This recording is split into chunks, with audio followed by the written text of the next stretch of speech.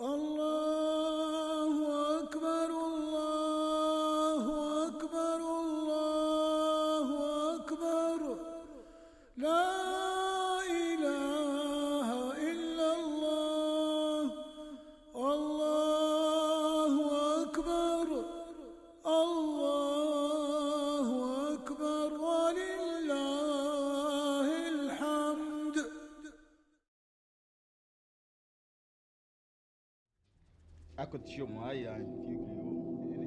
Le féminisme occidental a été un des outils de déstabilisation mobilisés par l'impérialisme euro-américain dans le monde musulman. Aujourd'hui, le fanatisme féministe détruit même, ironie du sort, les sociétés de ceux qui en ont fait et font la promotion.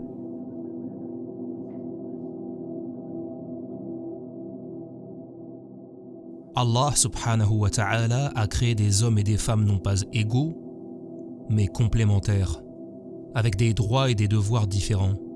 Mais plutôt que de faire un nouvel exposé sur la femme en islam, nous allons donner la parole à une musulmane.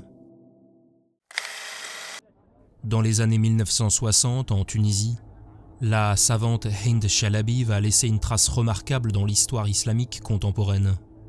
Formée à l'université de Zaytouna, enseignante érudite des sciences religieuses et bien au fait des idéologies occidentales, elle va s'opposer au tyran laïque et féministe Habib Bourguiba.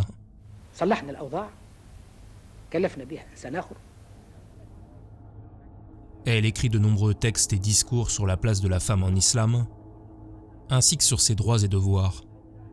Nous vous proposons ici d'entendre une de ses brillantes réflexions, une réflexion sur la musulmane, écrite par une musulmane et lue par des musulmanes.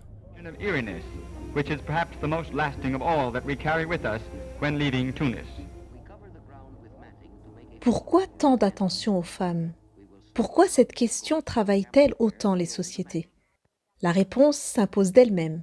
La femme a un impact important dans la société et dans la conception d'une nation. Les sociétés primitives ou civilisées ont pris le soin de clarifier les chemins que les individus devaient prendre, afin de fournir l'équilibre nécessaire à leur épanouissement. Étant donné que l'islam a réuni la foi et la gouvernance, il a établi une loi sociale et religieuse parfaite, suivant laquelle Allah a éduqué ses créatures. Parmi les sujets abordés par la loi islamique figurent les droits et les devoirs de la femme contribuant à la fondation de la société.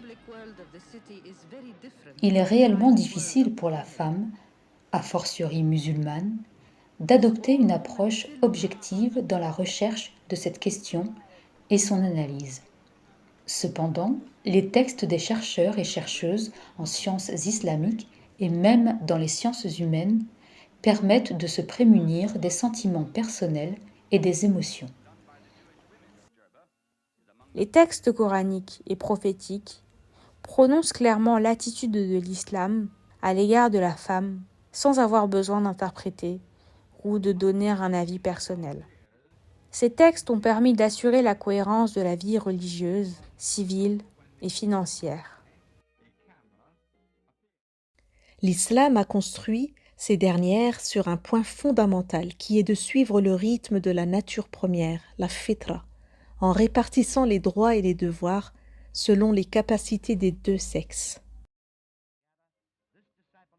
ولا تتمنوا ما فضل الله به بعضكم على بعض للرجال نصيب مما اكتسبوا وللنساء نصيب مما اكتسبن واسألوا الله من فضله إن الله كان بكل شيء عليما. Il est difficile de comprendre l'attitude de l'islam vis-à-vis de la femme si on la sépare des autres dimensions religieuses et législatives de l'islam. L'islam vise à fondre une société globale, harmonieuse et saine. Ceci n'est possible que si les deux piliers sur lesquels repose la société, hommes et femmes, sont conscients de la tâche qui leur a été confiée, que si les missions et les fonctions sont réparties entre eux. Par conséquent, la femme doit se préparer à affronter cette réalité. Si cela n'est pas fait, cela va engendrer de terribles conséquences sur elle-même et sur toute la société. Voilà pourquoi les lois islamiques ont orienté la femme vers le chemin qu'elle devra suivre. L'homme n'a pas été exclu de ces commandements. Aucun être humain ne doit penser que l'islam ne considère les femmes que par le prisme du péché et du mal. Cependant, la femme a des droits et des devoirs qui diffèrent de ceux des hommes. La femme est responsable de la maison. Le prophète sallallahu alayhi wa sallam dit à ce propos: « Vous êtes tous des bergers responsables de votre bétail, et la femme est responsable de la maison de son mari et de son enfant. » La femme est avant tout une mère, c'est-à-dire que sa relation avec les membres de sa famille, notamment ses enfants, est primordiale. C'est celle qui les porte dans ses tripes et les allaite. Cela n'a pas de sens qu'elle s'en sépare au moment où ils ont le plus besoin d'elle. C'est pourquoi l'éducation est l'affaire de la mère. Le Coran nous a parlé de la place importante de la mère, d'où les droits et les devoirs de la femme à la maison. Elle a droit à la dignité matérielle et à la protection. La raison est que, en islam, l'homme est chargé des dépenses. C'est à la fois une lourde responsabilité pour lui, mais cela doit être vu comme gratifiant. L'homme ne doit pas oublier que sans son épouse, ses biens ne peuvent être préservés. Le Coran rappelle ainsi l'attitude de l'homme à l'égard de la femme et vice-versa. ومن آياته أن خلق لكم من أنفسكم أزواجا لتسكنوا إليها وجعل بينكم مودة ورحمة إن في ذلك لآيات لقوم يتفكرون.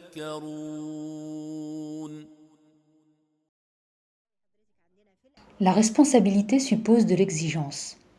Le mariage ne doit pas être un moyen pour fuir certaines contraintes ou ouvrir des portes qui étaient auparavant fermées.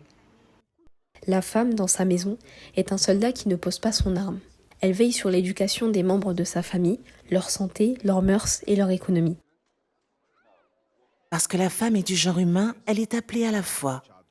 Parce qu'elle est un corps, elle est appelée à la discipline. Parce qu'elle est un esprit, elle est appelée à la purification, de la même manière que l'homme. L'islam leur a imposé l'apprentissage à tous les deux. Il y a un partage équilibré entre l'homme et la femme pour leur participation à l'humanité. Elle doit préserver la famille, qui est la première cellule sociale, de la division et de la décadence morale. Elle ne peut le faire que si elle sait ce que la charia exige d'elle. La vertu est la base de la famille, et le pilier de la famille est la mère, parce qu'elle sait tout ce qui se passe à la maison. La vertu s'imprègne dans l'enfant par l'attention et l'investissement de la mère. Le mot « religion » est un terme global. Par conséquent, la femme ne peut accomplir sa mission que si elle est convaincue par ce qui est prescrit par la religion. Elle fait donc fonctionner correctement la famille grâce à ses connaissances religieuses. L'aspect économique, qui est aussi l'un des piliers fondamentaux des nations, a été affirmé par l'islam et a permis à la femme d'avoir un rôle important. L'islam a clairement expliqué la manière de dépenser suivant une loi générale.